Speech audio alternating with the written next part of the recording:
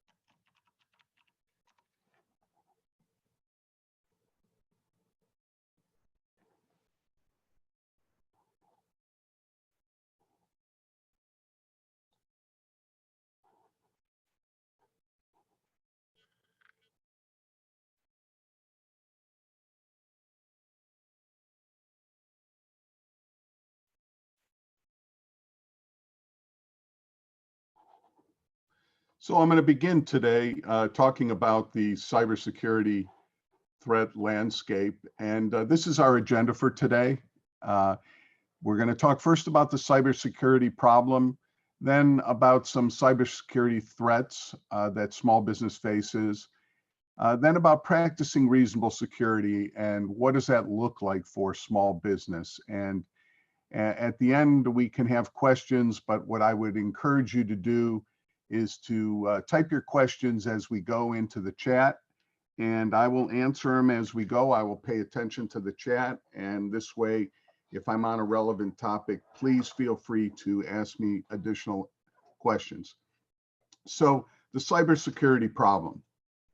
Look, I hope we can all take notice at this point that this is a tremendous problem facing small business individuals, and it's out there. And one of the things that a lot of people don't focus on is that by the time a breach is detected, it's typically been going on for almost a year before it's actually detected. So a lot of damage has been done. And notably, the costs of data breaches continue to go up and continue to escalate.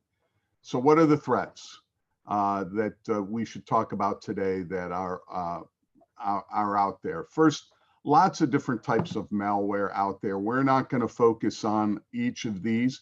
We are going to focus a little bit on ransomware, but just to note that there are a lot of different threats out there. How do you get ransomware? And it's typically you get ransomware and other forms of malware through drive-by, when you're surfing the internet and you're clicking on websites and you're downloading things. You can get ransomware or other types of malware that way. But the most notable way is typically through phishing, and that is receiving known or emails from unknown people that have executables on them that you click on.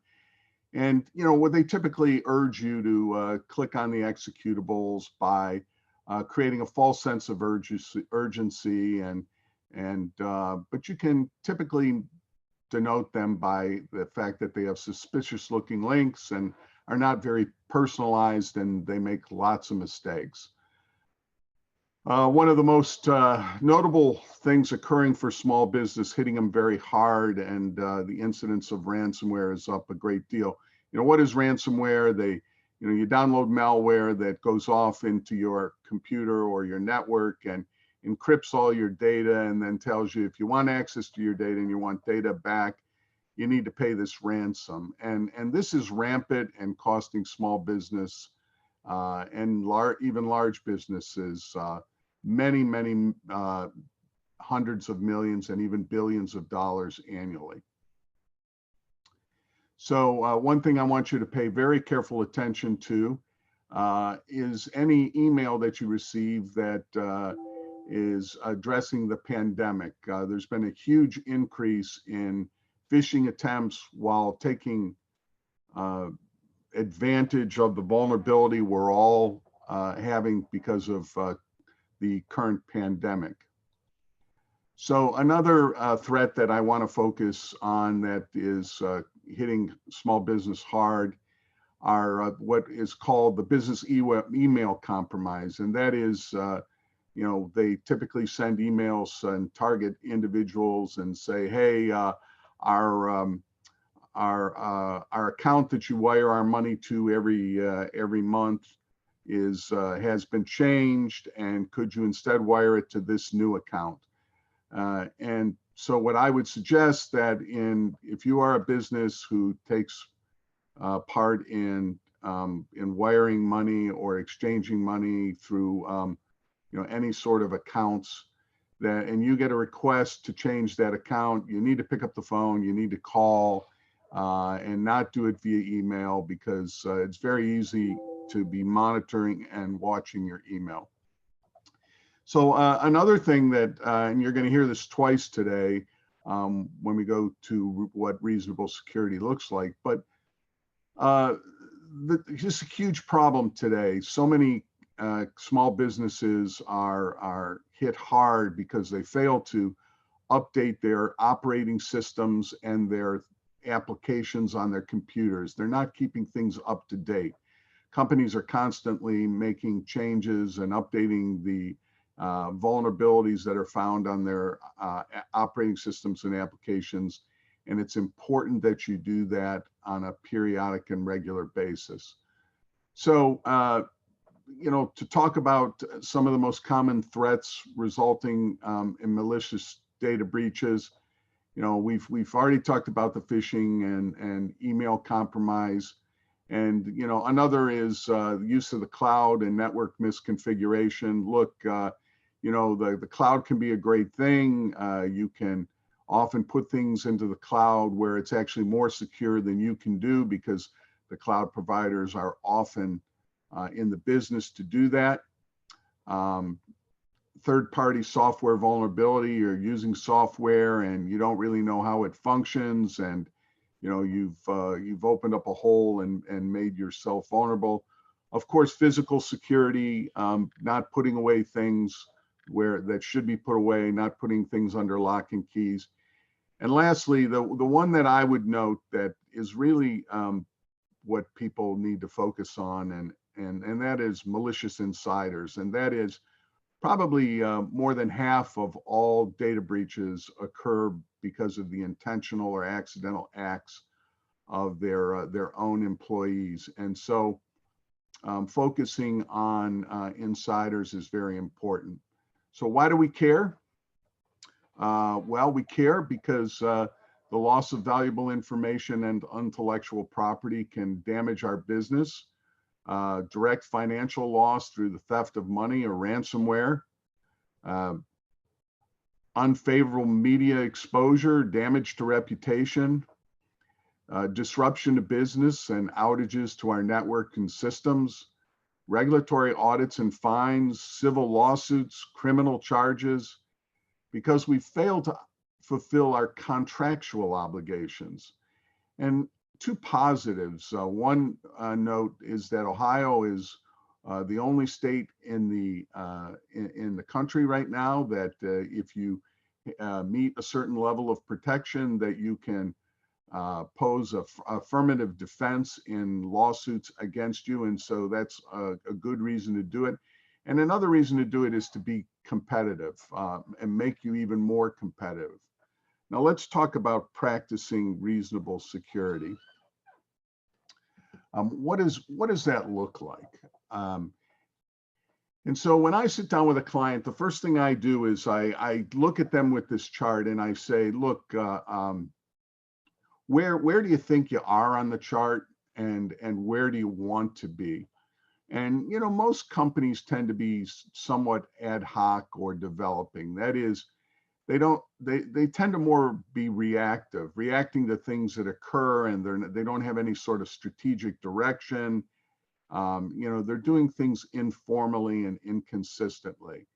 Now, people who are at the higher end, you know, they have you know, innovative changes and seamless controls and effective controls in place, and you know, things are going well. But for the vast majority of people, especially small businesses, practicing is good enough. Now, many people will try to sell you the Cadillac just like anything else, but that's why it's important to sit down and look at yourself, do a little bit of an introspection. Where are we currently? But also, where do we want to be? As I said, the where we want to be is often left out, and the key is to take a proportional approach to cybersecurity based on your own specific requirements and needs. So that proportionality is done through your own self-examination. Okay, so when I look at a company and I talk about is a company practicing reasonable security and what does that look like, there are a number of things that I look for. And the first thing that I look for are whether or not they have and are doing a cybersecurity assessment on some periodic basis, annually, every other year, whatever the case may be. But do they have a third party come in and create a baseline? And what does that look like? I mean, look, they interview you, they look at all kinds of documentation, they look at your systems, and they tell you two things. What should you start doing that you're not doing? And what should you stop doing that you're currently doing? So they look at all your security controls and tell you the ones that are missing and the things that you're doing that you shouldn't be doing. You know, more and more organizations are being audited by their clients, either through giving them forms to fill out or on-site audits. And so practicing reasonable security requires some sort of a cybersecurity assessment. One question I get all the time, especially for small businesses, can we do this ourselves? And although having a third party do it is a best practice, you know, small businesses, dollars are very important. And so if we do it ourselves, how do we do that? And as I said, I get asked that question a lot. And you know, it's very difficult if, for example, you need to meet the frameworks of HIPAA or other things. But for most organizations, what I tell them is to use the Center for Internet Security, the Security Access Controls, CIS controls. It's a much more prescriptive assessment. It lets you go down and examine each of the individual controls. So if you're trying to do this yourself, I would go to the Center for Internet Security, Security Access Controls, and go through those controls to do your own assessment. Okay, so you've done the assessment. You've started doing a lot of things you weren't doing before. You stopped doing some stuff you weren't doing. Now, is it really working? So penetration testing involves vulnerability scanning and a more hands-on human approach after the vulnerability scanning. Vulnerability scanning tends to be more automated, and the humans get involved and do the penetration testing. They do much more hands-on stuff. So what they're really looking for is, are the door, you know, you said you were doing all the things that you should, but are they working? Are you missing something? So it looks at, are the doors really locked? Can I get in? And are there other ways that I've missed? So doing some sort of penetration testing is very important here. Next, actively monitoring networks. And so again, a proportional approach is very important here. So for a larger company, they may want to have some active security information and event monitoring. They may have some sort of threat detection or malware protection or ongoing vulnerability management or examining logs, things like this on an active basis. But this is detecting threats real time. It's coming in the door, it's hit us, we see this event happening real time, how do we shut it down? Monitoring your logs and looking at your logs and what's happening and having systems in place that look at your logs. For the smaller business, it may be simply as having endpoint protection for malware protection or virus protection.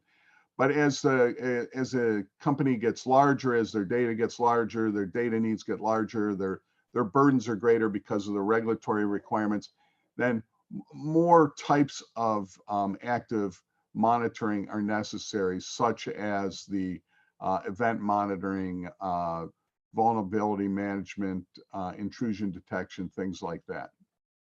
So the next thing I want to talk about is incident response planning. Look, it's almost inevitable that we're all going to have an incident, and you're often judged by not how you, what you left in place to make yourself vulnerable, but you're often judged by how you act when you have an incident. And we all know that when we're in a crisis, that it's not a good thing to be planning for dealing with that crisis during the crisis. So having a written incident response plan in place, who you should call, who are your resources, what are the steps you should do, what does the process look like, what should you go through, what are the phone numbers for law enforcement, what are the phone numbers for your forensic people with forensics capability, your emergency IT contacts. And it's really understanding roles and what are in place. And it's not just enough to have the incident response plan in writing, but it's important to practice it. We do these tabletops where you go through a planned event and you talk about what's going on and what we need to fix it and what we're currently experiencing, and go through each of the placeholders and who have different responsibilities and asking them, what are they doing now? What do they think the next steps are? But the intention is to bring a more strategic response to an incident.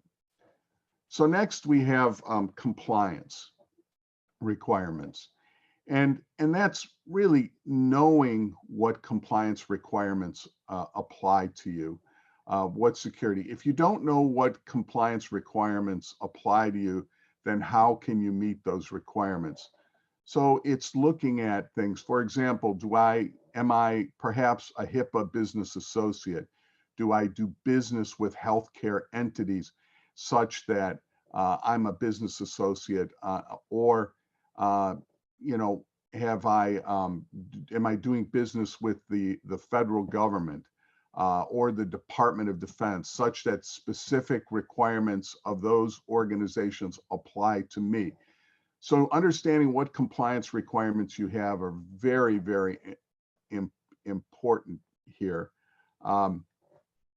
In addition to understanding the compliance requirements, it's important to look at how you might be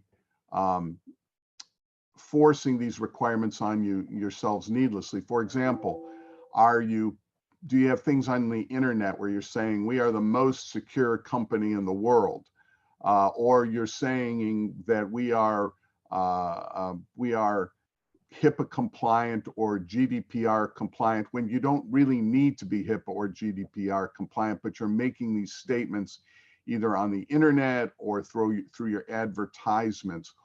or your contracts. You're contractually obligating yourself to certain compliance requirements that you otherwise would not be.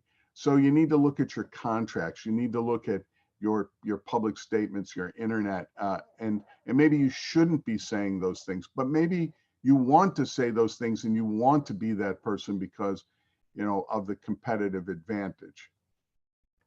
So next, training employees. Look, it's absolutely essential to train employees. You know, they are your human firewall, and you know our most of our vulnerabilities come through our employees. So it's very important to have sort of some sort of training, both in terms of onboarding for new employees, but periodic training, certainly annually, but perhaps more periodic than that. And you know, there's some very cost-effective ways of doing this. We use KnowBe4, which is a company started by Mitnick, who was a notorious hacker a decade ago, and he started a company and he's done quite well for himself now. But it's very cost effective. They will send out training modules to your employees. They will test your employees for phishing and other things. And so there are very effective ways, cost effective ways of training your employees. And I urge you to do more than you're doing now. The next thing is performing a data audit. Look, it's important to know what type of data you have, what that data looks like, and where it's located.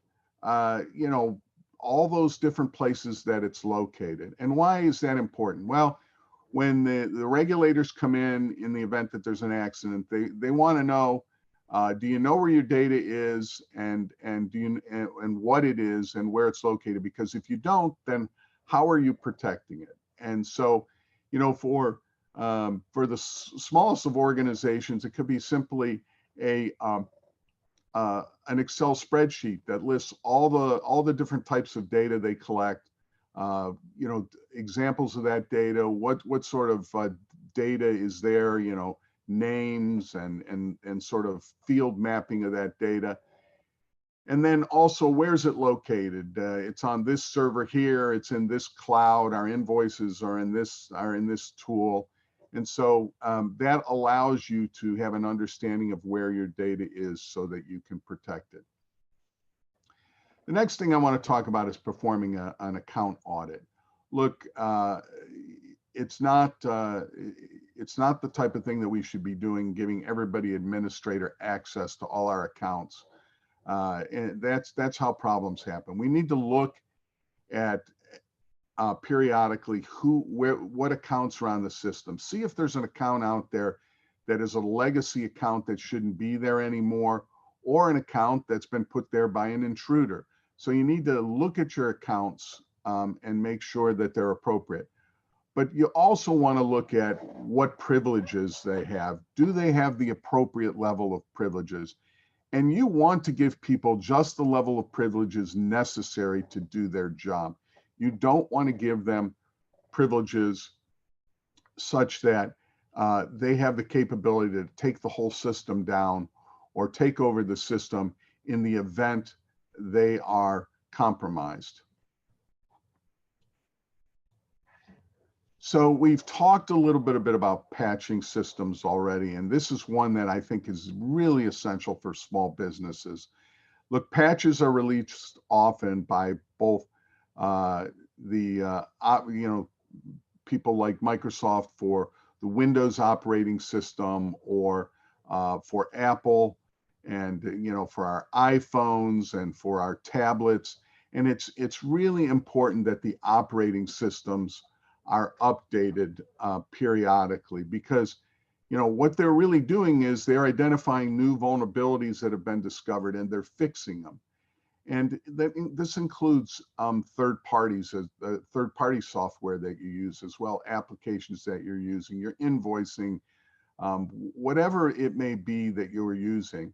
And you should have this an actual program in place, some sort of basis that you know that every 60 days you're making sure that all your operating systems are up to date, and every 90 days you're looking at your third-party applications. And again, it's proportional. A smaller business with data that's not as significant might be able to get by with updating systems every 60 or 90 days. If you're in the healthcare business, or you're in the, making rockets for the Department of Defense, obviously your obligations are greater than that. So the last thing I wanted to talk about is ensuring that your data is backed up. Look, as I said, incidents are inevitable. They happen. It's very important to make sure that data is backed up. We suggest that you keep 3 copies of the data, 2 different storage types, and 1 copy offsite. And that will you can change the periodic basis of that, but that'll make sure that in the most horrible of incidents that you're able to recover to some great degree. And it's not important. It's not backing up is essential, but you actually have to perform testing on that. So every 30 to 90 days, depending on the size of your organization, you need to test those backups to make sure that you actually can recover them and they're doing what you expect that they would do, and you're getting the data and they are usable. We have had many instances when companies have engaged us and we've shown up on site to help them recover from an incident, only to find out that their backups did not function properly. So it is important to test your backups. So look, practicing reasonable security, I've got the 10 things that I like to focus on up here. And if you're doing these 10 things, you're probably doing a pretty good job already. What I would suggest is that you talk to your IT managers or your outsourced third-party IT provider, and you ask them, what of these things are you doing, or what are they not doing? And as I said, we all have an obligation to do more. The landscape is very difficult, and if we're going to improve the landscape as it relates to data threats, then it's important that we do more. So I'm happy to take questions. I think we have 2 or 3 minutes left. Please just type anything into the chat that you would like to talk further about, or you'd like me to answer a question about, and I'd be happy to do that.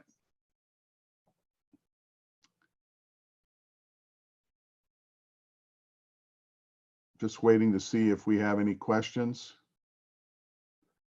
So what I would say is your takeaway for today, if you leave here today, is to look at these 10 things, figure out what you're currently doing and what you're not doing, and pick one of them. It starts somewhere.